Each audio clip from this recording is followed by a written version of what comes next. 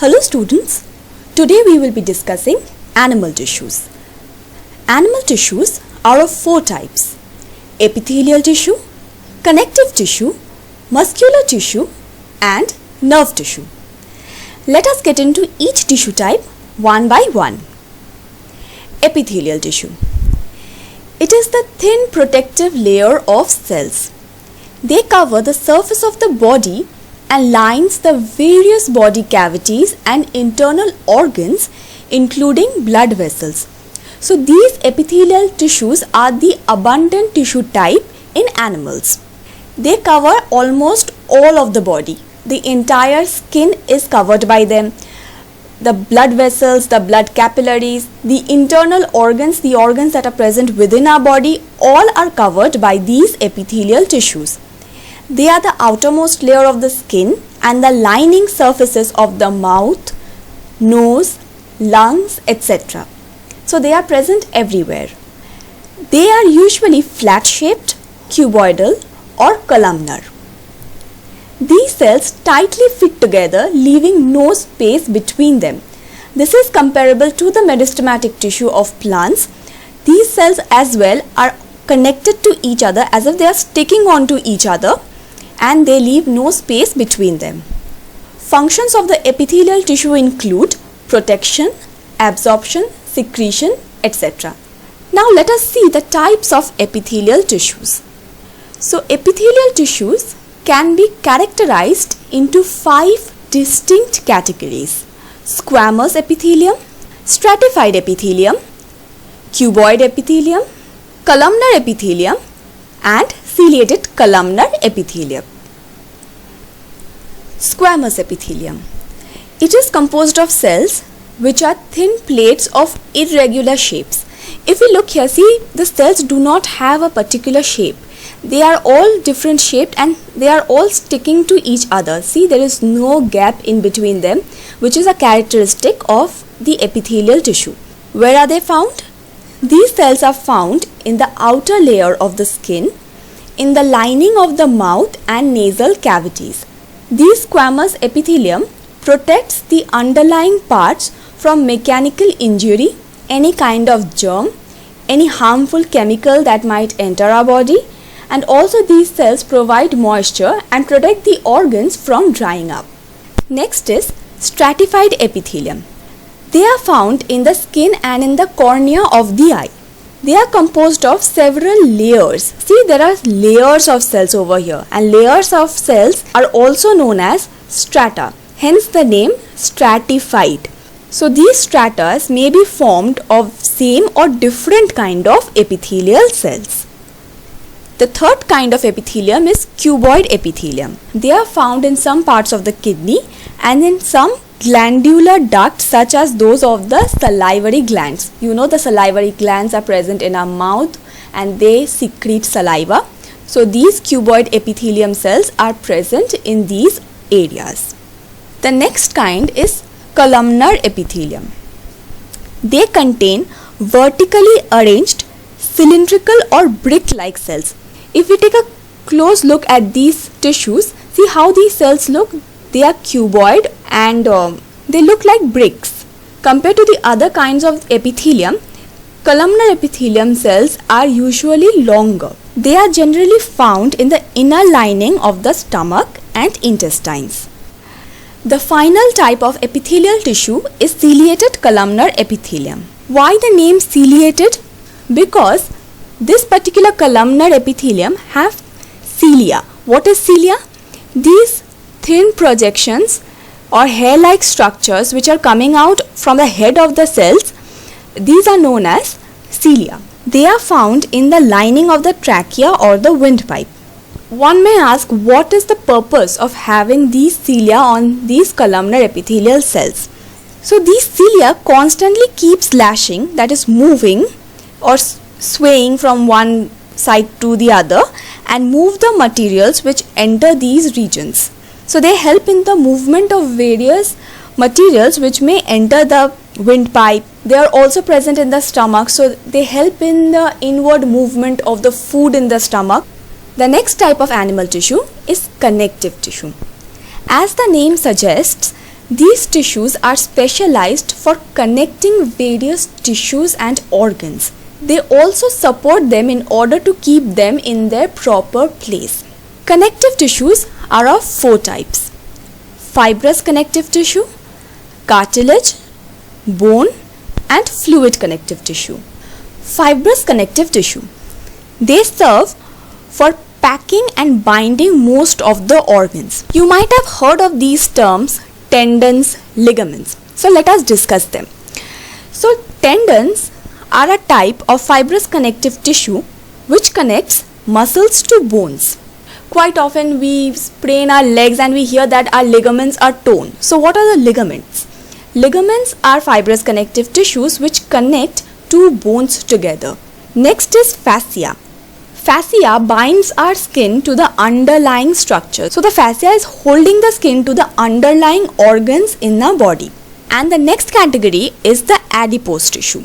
Adipose tissues, they store fat. They provide insulation, that is heat resistance.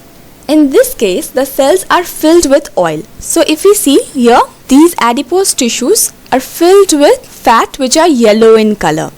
They provide padding and cushion shock. So our fats are basically good for us. Though at times we bulk up, we don't really love the fats in our body, but the presence of fat actually protects our body. So next time anybody calls you fat, say, dude, I am protecting myself. Okay, so the next category is cartilage. Cartilage is a non-porous tissue. What does non-porous mean? It means that it does not allow any substance to enter inside it. They have thickened intercellular substance or matrix. No blood vessels or nerves are present in them. So they are found in ears, nose, rings of trachea, and at the ends of long bones. We have all touched cartilage in our ears. The lobe in our ears is actually the cartilage. Now cartilage can be of 3 types: hyaline cartilage, fibrocartilage, and elastic cartilage. This distinction is based on the matrix. The hyaline cartilage has clearer looking ground substance. In the fibrocartilage, it is densely layered collagen fibers, more flattened and organized cell rows. This is how the cells look over here. In case of hyaline, they are floating. In elastic tissue, visible elastic fibers in matrix. See, we can see the elastic fibers over here. The next tissue type is bone. Bone is a hard porous tissue. That means it has a good supply of blood vessels and nerves. This is a difference with the cartilage. Cartilage does not have any blood supply or nerves in them. But in case of bones, there is a very good supply of blood vessels and nerves going on. So this is how a bone cell looks. They are known as osteocytes. And this is the typical section of a bone tissue. How well organized this tissue is. And of course, we know that bones provide strength and rigidity to the animal. Also, the shape of the animal is because of the presence of the bone. Next, we come to fluid connective tissue. As the name suggests, these are liquidy. Fluid connective tissues are of 2 types: blood and lymph. Blood is composed of both cellular and liquid parts. The liquid part of the blood is known as plasma, and the cellular part has 3 types of cells: white blood cells, red blood cells, and platelets. Now white blood cells can be of different types. They are monocytes, eosinophil, basophil, neutrophil, and lymphocytes. The lymph is the fluid surrounding the body cells. It is essentially the plasma that has oozed out of the blood vessels. When the blood was flowing through these blood vessels, some of the plasma basically oozes out of the blood vessel, and that is the lymph. The lymph contains white blood cells only. There is no red blood cells, so the lymph is basically colorless, while blood, because of the presence of the red blood cells, they are red in color. Both the blood and the lymph are mainly concerned with transportation. The third category of animal tissue is muscular tissue. They form the muscles of the body. Of course, as the name suggests, the muscles contract and relax. They help the body in all kinds of movements. So muscular tissues are of three types: striated muscle, unstriated muscle and cardiac muscle. So let us see what are these three muscle types are. Striated muscles are also known as skeletal muscle. See over here in the diagram it is mentioned, this is the skeletal muscle or the striated muscle. Why the name striated? See, because there are striations, stripes on the muscle over here. These muscles are under the control of the will of an individual. So these muscles are under our control and are present in the parts of the body which we can control. That is the arms, the legs, the face, the neck. All of these are under our control. The striated muscles provide the force for locomotion and all other voluntary movements of the body. Voluntary means the ones which are under our control. The second category is unstriated muscle. If you look at the third picture over here, this is the unstriated muscle. Unstriated muscles are also known as smooth muscles. These muscles are not under a person's will. The unstriated muscles are composed of slender tapering cells. Look, the cells over here are very thin, narrow and they are tapered. So these muscles are not under our will. That is, movements of passage of food in the intestine, they are caused by the contraction of the unstriated muscles in the intestinal walls. We cannot control the movement of the food that is going on inside the stomach, inside the intestine. When we are eating, when we are using a hand to take the food in our mouth and chewing it and gulping it, all of that is under our control. Up to that part we are using the striated muscles. As soon as the food enters the food pipe, it is being transported to the stomach, then to the intestines. They are controlled by the unstriated muscles and we do not have control over those movements. The third category of muscular tissue is cardiac muscle. As the name suggests, cardiac, it means they are found in the heart. Again, the cardiac muscles are not under our control. These cells are striated and comparatively short. Unlike any other muscle types, cardiac muscles are branched. See, we can see that these are whole muscles in case of skeletal muscle, in case of smooth muscles. But see, cardiac muscles, there are branches. Cardiac muscles are found in heart only. In no other part of the body will you find cardiac muscles. It can contract without outside stimulation. It will contract, expand according to its own will, not according to the will of an individual. And also, these muscle cells do not get tired. This is the difference from the other striated muscles. Striated muscles, they get tired after a long usage. You will find your legs fatigued after you run for a long time, or you may feel your back aching when you have been sitting for a long time. Your arms are paining when you have done a lot of homework. So these muscles get tired, but cardiac muscles, they never ever get tired. They are always working. And the final animal tissue is nerve tissue. The nerve tissue make up the nervous system and they are made up of nerve cells which are called neurons. So this is the typical neuron.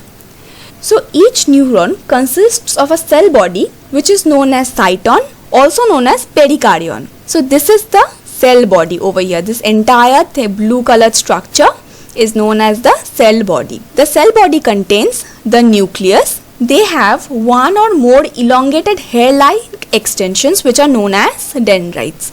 These are the dendrites. See, hair-like projections coming out from the cell body. One of the dendrite that is coming out, which is the long one over here, this is known as axon. They may be very long, sometimes as long as 1 meter. And in case of elephants, they are as long as even 3 meters. Axons, when bundled together, form a nerve. So one neuron after another neuron together will form the nerve. The nerve tissue is concerned with the perception and responses of animals. So if you prick your finger with a pin, let's say, so the pain that you feel, it's basically the nerve from that pricking position. The nerves are carrying the impulse to the brain, and it is sending out a message again, and then you are understanding that, oh my god, I have been hurt, I can feel the pain now. And this happens very, very quickly.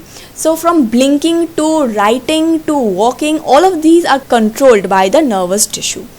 And with that, we come to an end of the animal tissue. This is the overview of the animal tissues. You can pause over here and go through the entire chart. So these are the important questions which are expected from the animal tissue section. Go through each of the questions carefully. As I always said, along with your answers, try to add diagrams, because whenever you add diagrams, that adds more weightage to your answers, and hence it will help you in getting more marks. But remember, whenever you're providing diagrams, try to give labeled diagrams. And with that, I end my today's lecture. So thank you. If you enjoyed today's lecture, do give it a thumbs up, share it with your friends, subscribe to my channel Biology with Sukanya, and I'll see you in my next video. Bye bye.